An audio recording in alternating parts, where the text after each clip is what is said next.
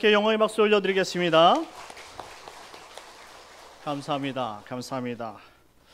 할렐루야. 한 주간 잘 지내셨습니까?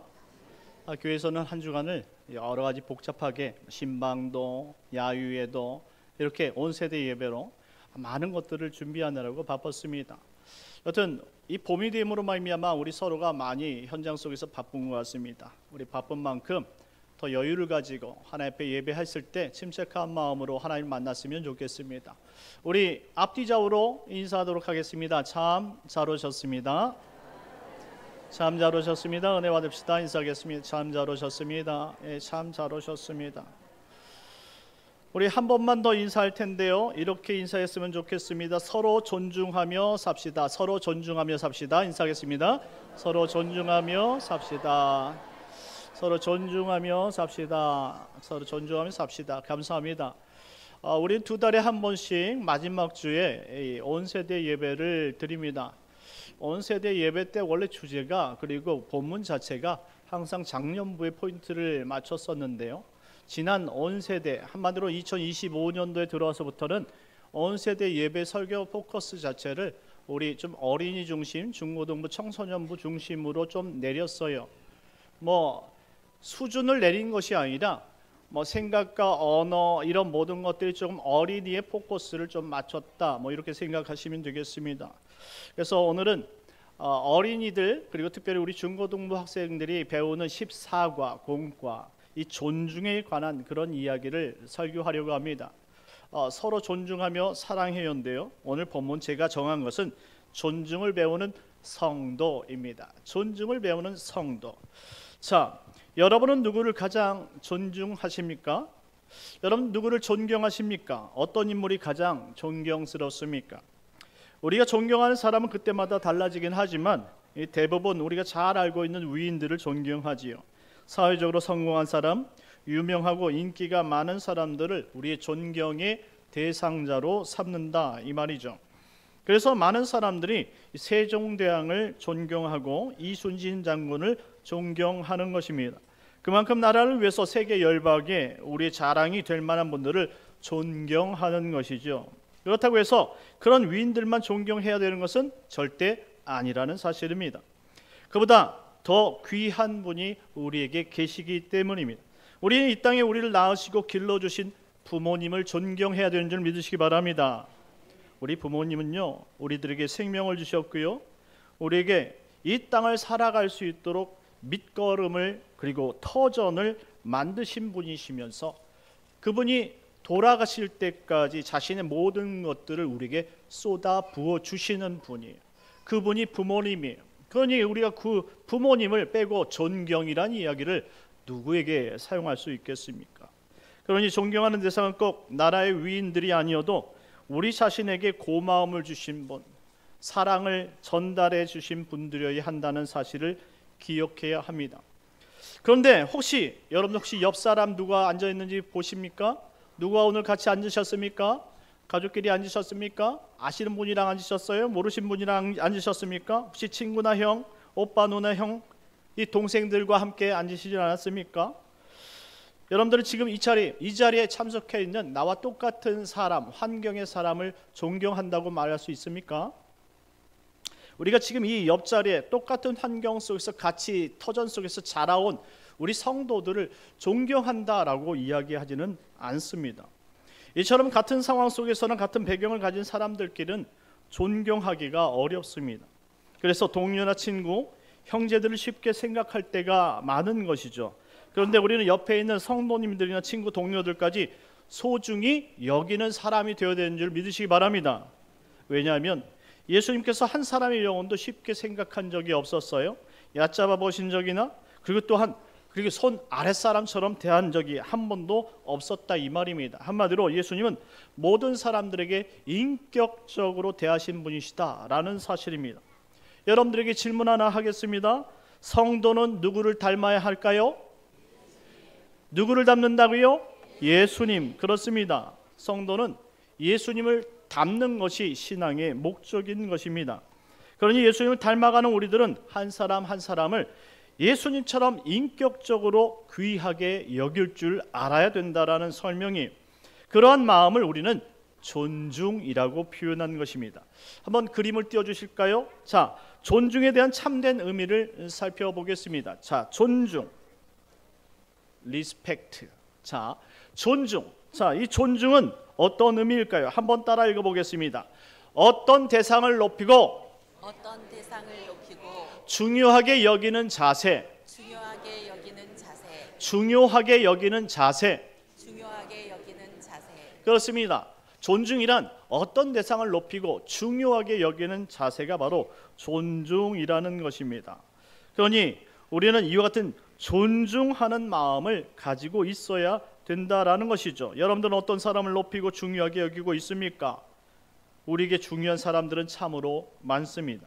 오늘 본문 말씀으로 돌아가 보면 베드로전서의 저자 베드로는 본도, 갈라디아, 갑바도기아, 안시아와 비두니아에 흩어져 있는 사람의 이 모든 하나님의 백성들, 이 교회에게 편지를 보냈습니다. 이와 같이 흩어진 이스라엘 백성들에게 편지를 보낸 이유가 있다면 그들이 하나님의 뜻을 제대로 알고 그리고 바른 그리스도인, 성숙한 그리스도인으로 살아가야 할 중요한 백성들이기 때문이라는 것이죠. 우리 다 함께 베드로전서 1장 21절 22절 말씀을 읽어보도록 하겠습니다. 시작. 너희는 그를 죽은 자 가운데서 살리시고 영광을 주신 하나님을 그리스도로 말미암아 믿는 자니 너희 믿음과 소망이 하나님께 있게 하셨느니라. 너희가 진리를 순종함으로 너희 영혼을 깨끗하게 하여 거짓이 없이 형제를 사랑하게 이르렀으니 마음으로 뜨겁게 서로 사랑하라. 아멘. 하나님의 백성은 모두가 예수님을 통해 구원받은 백성들입니다. 그리고 하나님의 백성은 서로 사랑하며 하나님 자녀의 모습에 맞는 삶을 살아야 한다는 것이죠. 오늘 우리가 살펴보는 성품인 이 존중은 하나님의 자녀들인 교회가 서로 사랑하는 데 있어서 이 중요한 성품이라는 사실입니다. 우리가 존중의 마음으로 서로 사랑하는 것은 바로 하나님의 선을 행하고 또한 하나님을 영화롭게 하는 것임을 알아야 한다 이 말이죠. 그래서 우리는 성경이 가르치는 존중의 모습이 어떤 것인지를 살펴보아야 합니다. 한번 그림을 띄워주시겠습니까? 자, 보십시오. 특별히 예수님은 우리에게 존중이 무엇인지 분명하게 보여주셨습니다. 자, 지금 그림을 보시면 예수님 품에 누가 안겨 있습니까? 아이들이 안겨 있어요. 오늘은 영아 유치부 아이들이 푹 예수님 품에 안겨 있는 것이죠. 자, 어른이신 예수님께서 당연히 어린아이를 보듬고 있는 것인데 당연한 것이 저 특별한 존중이냐고 말할 수 있을 수 있습니다. 하지만 예수님 당시 이 죄인들과 고아, 어린이, 과부 그리고 나그네는 매우 천하게 여기던 그러한 분류의 사람들이었다라는 사실입니다. 그래서 아무나 예수님 곁에 올 수 없었고 저렇게 예수님 품에 안길 수도 없었다 이 말이죠. 사람들이 예수님께로 가까이 오면 올수록 제자들은 더욱 힘있게 위험 있는 목소리로 앞에서 막아섰어요. 여기까지 오시면 안 됩니다. 자, 뒤로 돌아가세요. 이렇게 막았다 이 말이죠. 한번 말씀을 읽어볼까요? 누가복음 18장 15절에서 17절까지 말씀입니다. 다 같이 읽겠습니다. 시작. 사람들이 예수께서 만져주심을 바라고 자기 어린 아기를 데리고 오매 제자들이 보고 꾸짖거늘 예수께서 그 어린 아이들을 불러 가까이 하시고 이르시되 어린 아이들이 내게 오는 것을 용납하고 금하지 말라. 하나님의 나라가 이런 자의 것이니라. 내가 진실로 너희에게 이르노니 누구든지 하나님의 나라를 어린아이와 같이 받아들이지 않는 자는 결단코 거기 들어가지 못하리라 하시니라. 아멘. 자, 그런데 그런 상황임에도 불구하고 예수님은 아이들이 예수님께로 오는 것을 절대 막으시지 않았다라는 것입니다. 그리고 예수님을 찾아온 모든 아이들을 품에 안으셨습니다. 오히려 예수님은 자신에게 찾아온 어린아이들을 용납하고 금하지 말라라고 제자들에게 따끔하게 호통을 내셨다 이 말이죠. 예수님은 이처럼 세상에서 하찮게 여기고 거들떠보지 않던 어린아이들이라 할지라도 어린 영혼 한 영혼까지 이 귀하게 존중하는 모습을 인격적으로 보여주셨다라는 말씀입니다. 비록 우리와 생각이 다르고 환경이 다르고 언어가 달라도 우리는 항상 예수님처럼 한 영혼에 귀하게 여길 수 있는 인격적인 마음을 가져야 되는 줄 믿으시기 바랍니다. 이게 존중하는 마음이에요.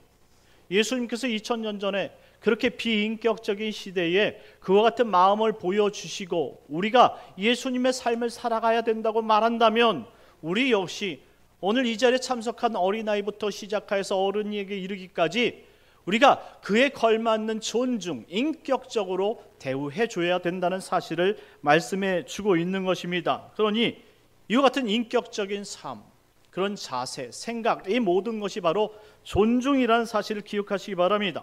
오늘 본문인 베드로전서의 말씀도 이 같은 의미를 말씀하고 있습니다.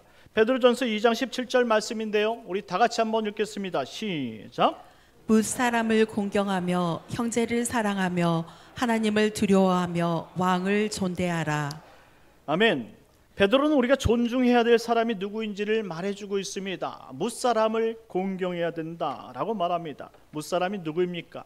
바로 우리가 속해 있는 이 지역에, 그리고 이 민족과 이 나라의 사람들을 무사람이라고 표현하는 것이죠.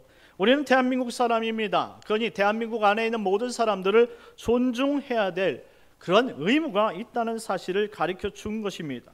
이는 우리가 공경하고 또 존중하는 사람들이 성경에 보이는 인물들로만 제한되지 않는다는 사실을 명확하게 말씀해 주고 있는 거예요.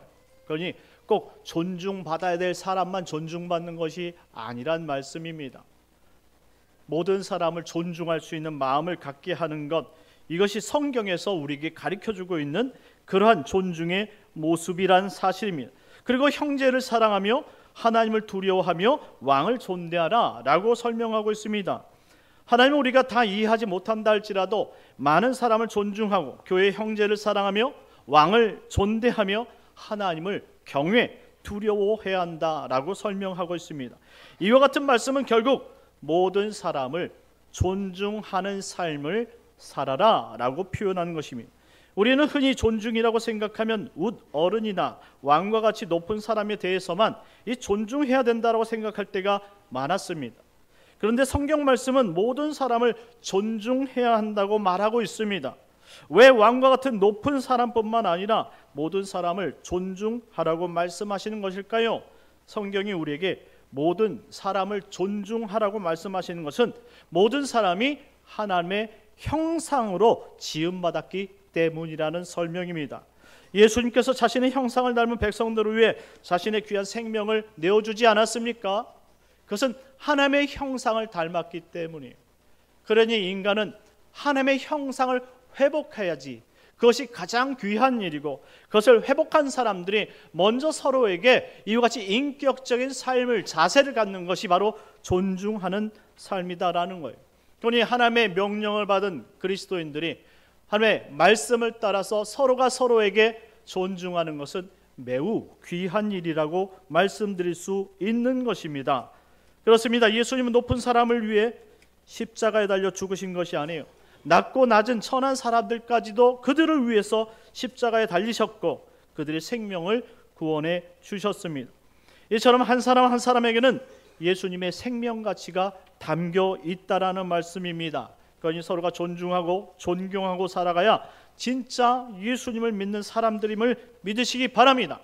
다시 말씀드리면 존경은 훌륭한 위인이나 부모님만을 우러러보는 자세지만 존중은 나이와 상관없이 모든 사람에게 공평하게 베푸는 예의며 그리고 배려라는 사실입니다. 우리가 모두 존경할 수 없지만 모든 사람을 존중할 수 있다라는 설명입니다. 만약 우리가 다른 사람을 존중하지 않는다면 다른 사람도 우리를 존중해 주지 않을 것입니다.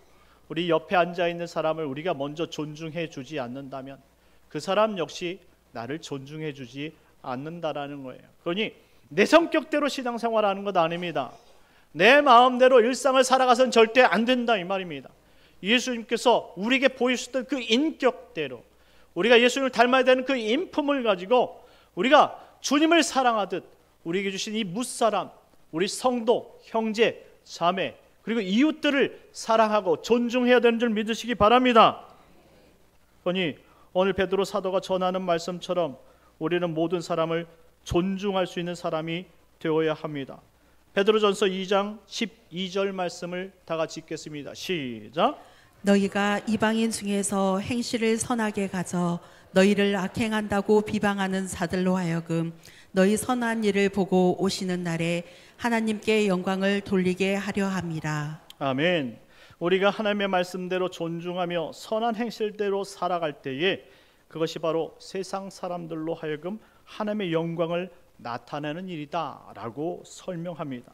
우리가 선하고 착하고 바르게 살면 누가 영광을 받으십니까?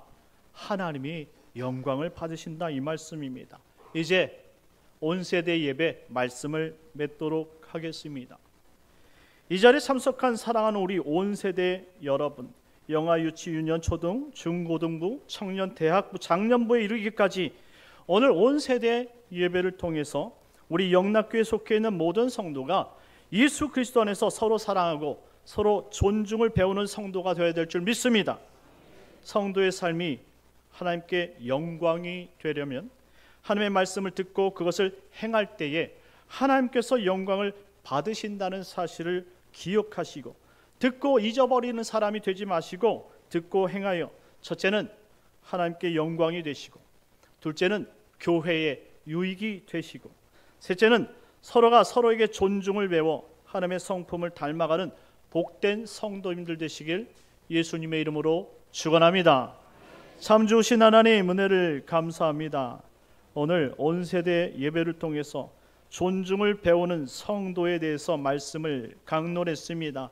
하나님, 우리가 우리 마음에 하나님의 말씀을 새기고 하나님의 말씀으로 존중을 배워가며 인격적으로 우리 좌우 옆에 또 이 백성들, 이 나라를 사랑하고 인격적으로 대우할 수 있는 예수님을 닮아가는 거룩한 백성들 되게 하여 주시옵소서. 이 모든 것 하나님 받으시고 우리에게 큰 은혜로 베풀어 주실 것을 믿사오며 예수님의 이름으로 기도드리옵나이다. 아멘.